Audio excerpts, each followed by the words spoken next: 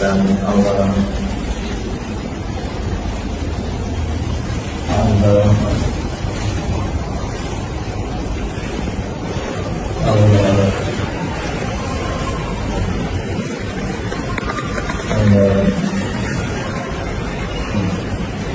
Karena saya orang NU, maka saya merokok. Dan orang NU itu harus rokokan. Kalau nggak merokok, bukan NU. NU ini ngerokok hukumnya makruh, wajib matamu, wajib Pak Bupati. Rokok ini makruh, tapi lawang Muhammadiyah haram. Kenapa Muhammadiyah mengharamkan rokok? Karena peringatan bahaya merokok dari pemerintah hanya ditujukan kepada orang Muhammadiyah.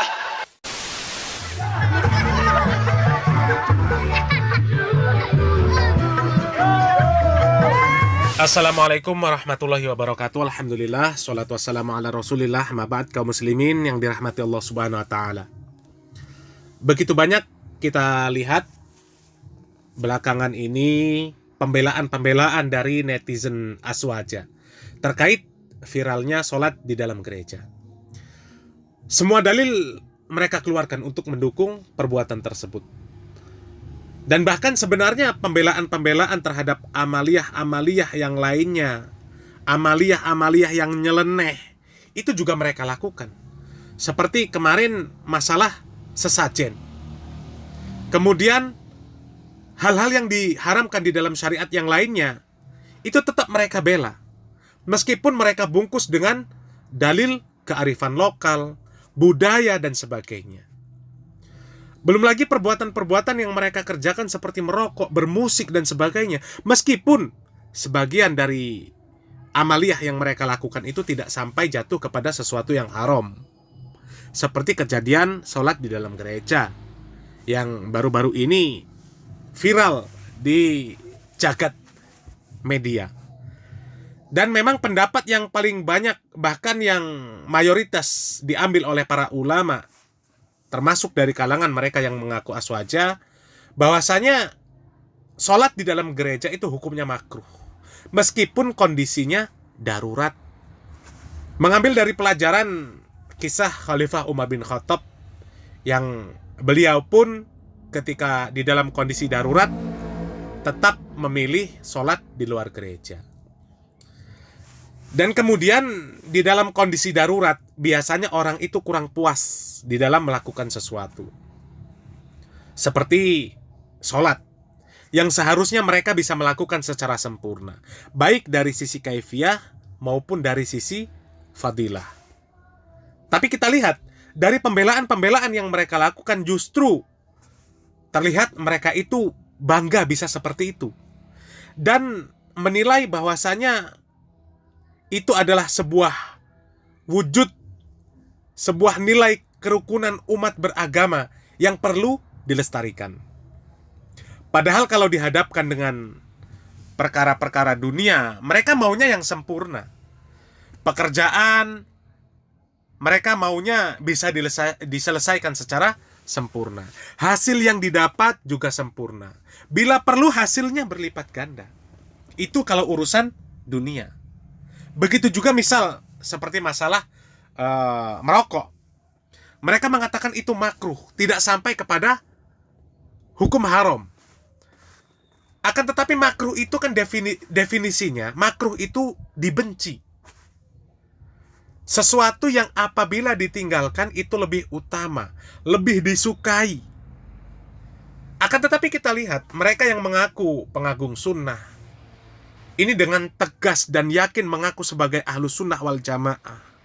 Kelompok yang memberikan stempel besar sebagai ahlus sunnah wal jamaah. Akan tetapi ketika ada yang mengingatkan tentang perkara-perkara yang mereka lakukan adalah perkara yang makruh, yang sebisa mungkin, semaksimal mungkin untuk dihindari dan ditinggalkan, kemudian mereka membuat pembelaan yang luar biasa.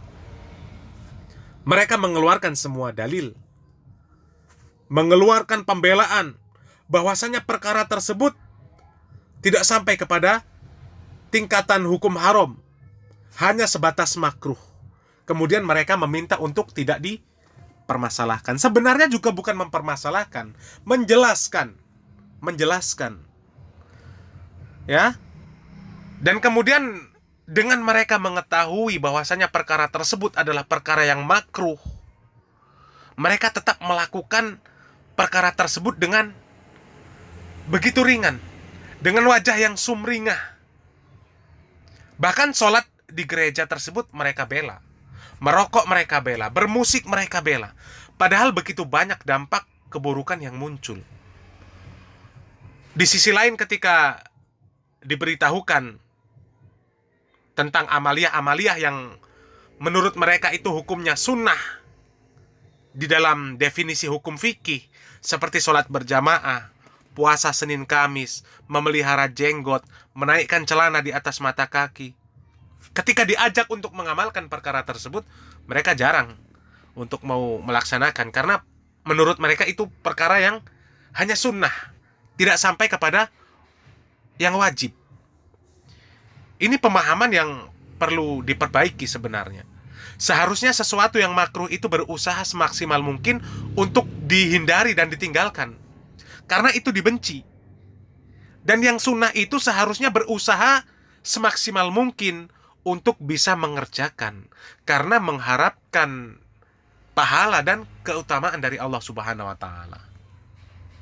Jadi kaum muslimin yang dirahmati Allah Subhanahu wa Ta'ala, agama Islam ini mudah bagi orang yang Allah Subhanahu wa Ta'ala berikan kemudahan untuk memahami dan mengamalkan.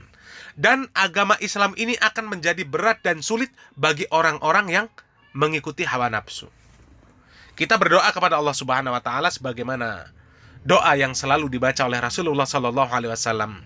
Rabbana la tuzigh qulubana ba'da idh hadaitana wa hab lana min ladunka rahmah innaka antal wahhab.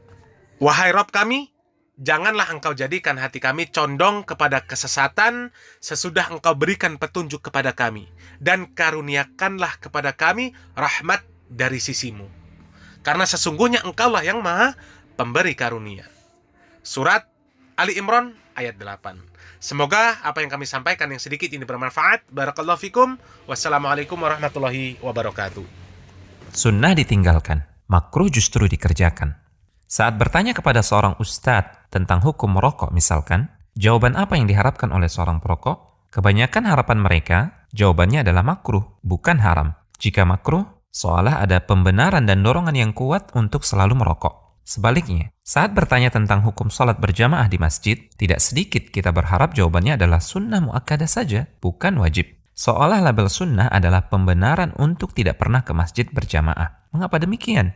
Seakan-akan hukum sunnah untuk ditinggalkan, dan hukum makruh itu untuk dikerjakan. Ini jelas konsep yang terbalik. Juga dalam hal pembagian dosa, menjadi dosa besar dan dosa kecil. Seolah ada anggapan menyesatkan yang terbaca dari sikap kita. Jika dosanya kecil, gak apa-apalah saya kerjakan. Tapi kalau dosanya besar, terpaksa deh saya tinggalin. Dahulu, para sahabat tidak pernah memilah-milih perintah dan larangan yang datang dari Rasulullah SAW. Jika datang perintah, mereka tunaikan sebisa mungkin dengan penuh ketaatan dan rasa penghambaan kepada Allah. Saat datang larangan, mereka tinggalkan dan jauhi secara total dengan penuh ketundukan kepada Allah. Demikian pula terkait dengan dosa. Seluruh jenis dosa, baik kategori besar maupun kecil, semuanya besar dan membinasakan di mata para sahabat.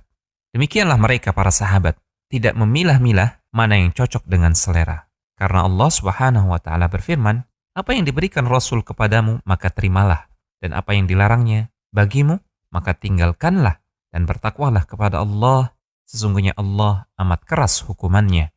Klasifikasi hukum menjadi wajib, sunnah, mubah, makruh, dan haram, sejatinya ditujukan untuk memudahkan penentuan prioritas pengamalan. Yang wajib tentu lebih dikedepankan daripada yang sunnah. Yang makruh terpaksa menjadi pilihan daripada harus jatuh kepada yang haram.